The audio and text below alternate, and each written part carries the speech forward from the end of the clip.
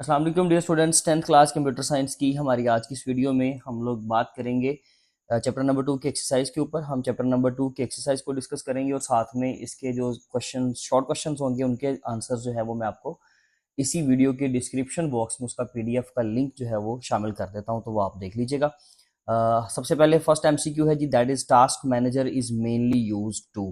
Task manager को हम इस्तेमाल करते हैं एप्लीकेशंस को देखने के लिए कि कौन कौन सी एप्लीकेशन आपकी चल रही है, ठीक है, ताकि अगर हमने कोई एप्लीकेशन बंद करनी है जो कि नॉर्मली बंद नहीं हो रही तो हम उसको अगर फोर्सफुली बंद करना चाहें तब भी इसको इस्तेमाल कर सकते हैं, या फिर एक एप्लीकेशन की कंप्लीट डिटेल्स देखने के लिए कि कितना सीपीयू टाइम कंज्यूम हो रहा है, कितनी मेमोरी इस्तेमाल हो रही है, ये सारी चीजें जानने के लिए इसलिए हम टास्क मैनेजर को ओपन करते हैं। ये पहला ऑप्शन था हमारा right answer.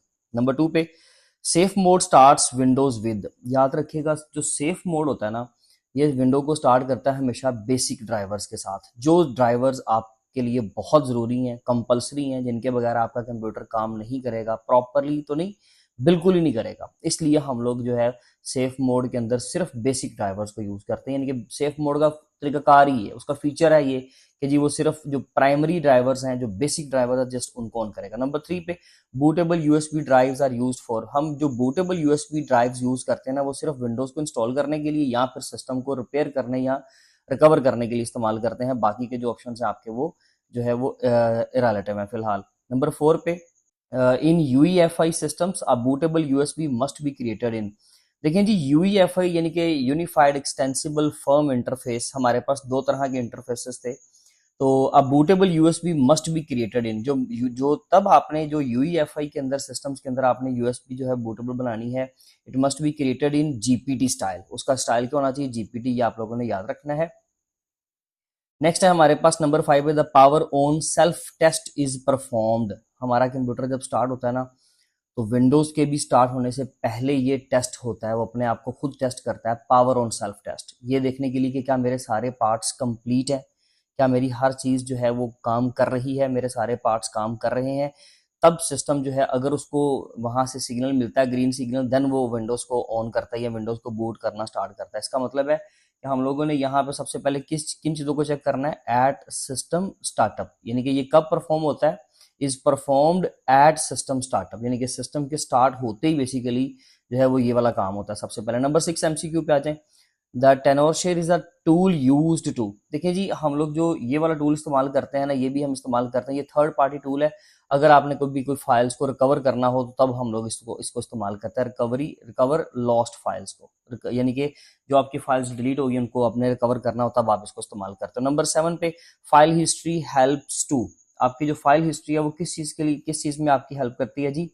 Save copies of personal file. भाई आपका जो भी डाटा है, जो भी आपकी पर्सनल फाइल्स हैं, आप लोगों ने डेफिनेटली अगर वो फाइल अगर आपने सेव की हुई हैं तो आप फाइल हिस्ट्री के जरिए से उनको रिकवर कर सकते हो। ये भी एक टूल है विंडोज का कि हम इसको फाइल हिस्ट्री को इस्तेमाल करके तो अपनी जो है सेव फाइल्स जो है हमारी पर्सनल फाइल्स उनको रिकवर कर सकते हैं। नंबर 8 पे विंडोज डिफेंडर, एमएस विंडोज का ये भी एक बिल्ट इन टूल है, याद रखिएगा।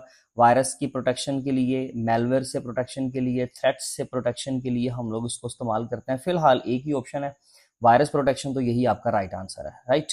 अब मैं आपको शॉर्ट क्वेश्चन थोड़ा सा एक्सप्लेन कर देता हूं कि एक्चुअली हमने लिखना क्या इनके अंदर, बाकी जो है आप जाके फाइल देख सकते हैं।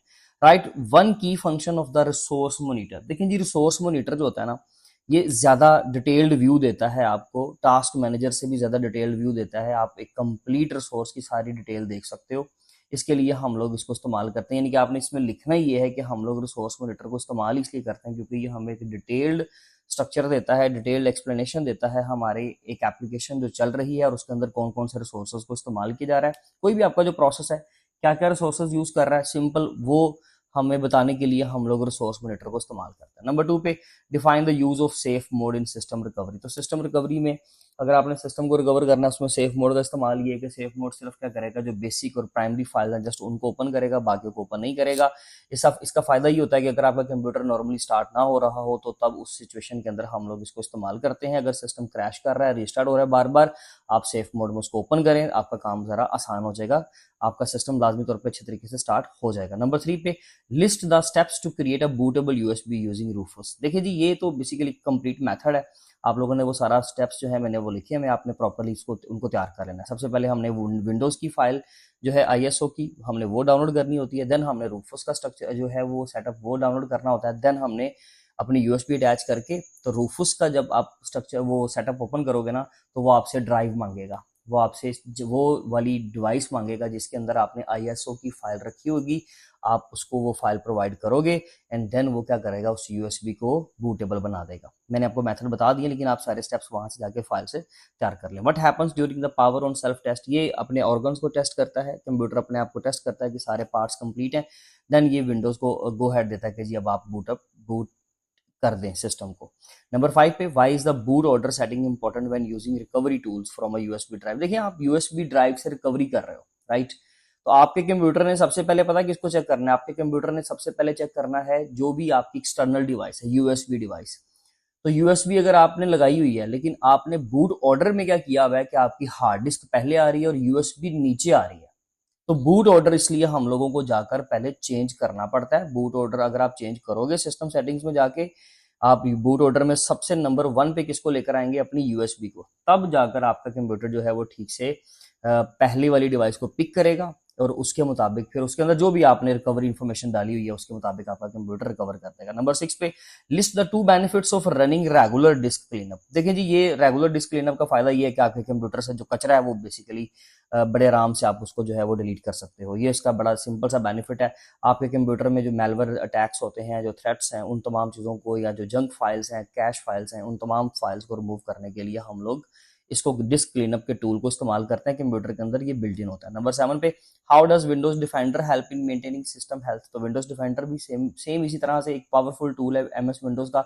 हम अगर हम इसको इस्तेमाल करते रहेंगे तो ये बेसिकली एक्चुअली ये प्राइमरीली जो है वायरस और थ्रेट्स के अटैक्स को रोकने के लिए काम आता है। जबकि डिस्क क्लीनअप का ना थोड़ा सा डिफरेंट समझ लीजिए, वो जस्ट आपकी डिस्क को ना क्लीन करेगा ताकि डिस्क के ऊपर वायरस अटैक ना कर सके। उसका काम थोड़ा सा स्पेसिफिक होता है, जबकि विंडोज डिफेंडर का काम थोड़ा सा बड़े लेवल पर होता है। ठीक है जी, आपको इसी वीडियो की डिस्क्रिप्शन बॉक्स में लिंक मिल जाता है, आप वहां से जाकर उसको डाउनलोड करके तो उसके शॉर्ट क्वेश्चन तैयार कर लीजिए। बाकी इंशाल्लाह मिलेंगे अपनी नेक्स्ट वीडियो में, तब तक अपना ख्याल रखिए। Thank you so much, Allah Hafiz.